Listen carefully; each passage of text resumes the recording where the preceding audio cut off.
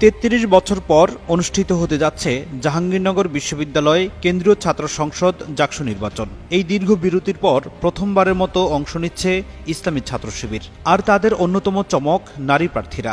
শিবির যথাসম্ভব চেষ্টা করেছেন ইনক্লুসিভ প্যানেল করার, এবং আমরা তার প্রতিনিধি, আমরা নারীদের প্রতিনিধিত্ব করতে এসেছি। শিবির নারী বিদ্বেষী, এটা বোটা ভাঙা উচিত। এটা আওয়ামী আমলে প্রতিষ্ঠিত একটা ট্যাবু, এখান থেকে বের হয়ে আসা উচিত। আমাদের নারীরা অনলাইনে, শুধু আমি প্রার্থী বলে বলছি না, আমাদের বিভিন্ন নারীরা অনলাইনে অফলাইনে হচ্ছে যে হেনস্থার শিকার হয়, ট্যাগিং, বুলিং, ব্যাশিং এগুলো শিকার হয়।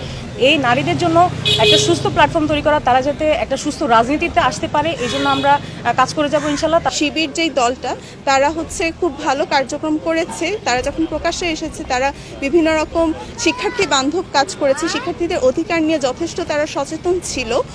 তারা শিফা মেডিকেল ক্যাম্প করেছে, তারা বিভিন্ন রকমের আয়োজন করেছে। আমাদের বিশ্ববিদ্যালয়ে 50% নারী শিক্ষার্থী আছে, এবং আমরা চাই নারীদের জন্য একটি সুন্দর ক্যাম্পাস দিতে, যেখানে তারা নিরাপদ থাকবে, ব্যক্তি স্বাধীনতা থাকবে, পোশাকের স্বাধীনতা থাকবে।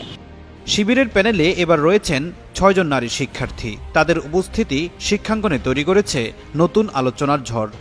আমাদের জন্য আগের মতো এই লেজুর ভিত্তিক রাজনীতি যেন আর ফিরে না আসে, এবং এই যে জাকসুর যে শুরু হচ্ছে, এটার জন্য প্রত্যেক বছর আমরা সাধারণ শিক্ষার্থী হিসেবে আমরা আবার পেয়ে থাকি। কিছু কিছু ক্ষেত্রে আমি নিজেকে সিকিউর ফিল করি না। আমি একজন নারী শিক্ষার্থী হিসেবে একজন পুরুষ শিক্ষকের কাছে যাচ্ছে, এই জিনিসটা আমি অনেকভাবে আমাকে হেনস্থ হতে হয় মাঝে মধ্যে। অথবা আমি হলো রাত্রে একটা সময় বের হবো, আমার মনের মধ্যে ভয় কাজ করে যে আমি কি বাইরে সেফ থাকবো। তো আমি চাই যে যেই জিতুক নির্বাচনে, সে যেন এই জিনিসগুলো দেখে এবং এই জিনিসগুলোর প্রতি নজর রাখে। শিবিরের 6 জন নারী শিক্ষার্থীর কথা বলি, তো তাদের প্রতি আমাদের যথেষ্ট সম্মান আছে, যে হচ্ছে তারা যে এত সাহস করে একটা প্যানেল থেকে দাঁড়িয়েছে, এটাই সব থেকে বড় বিষয়। 1991 সালের পর থেকে বন্ধ থাকা এই নির্বাচন নতুন প্রজন্মের জন্য এক ঐতিহাসিক মুহূর্ত।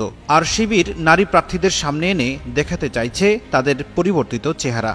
এখানে যে নারী প্রার্থীগুলো দেওয়া হয়েছে, আমরা চেষ্টা করেছি আরও বেশি নেওয়ার, কিন্তু আসলে যে সংরক্ষিত নারী আসনগুলো আছে সেগুলোতে আমরা নারী প্রার্থী দিয়েছি।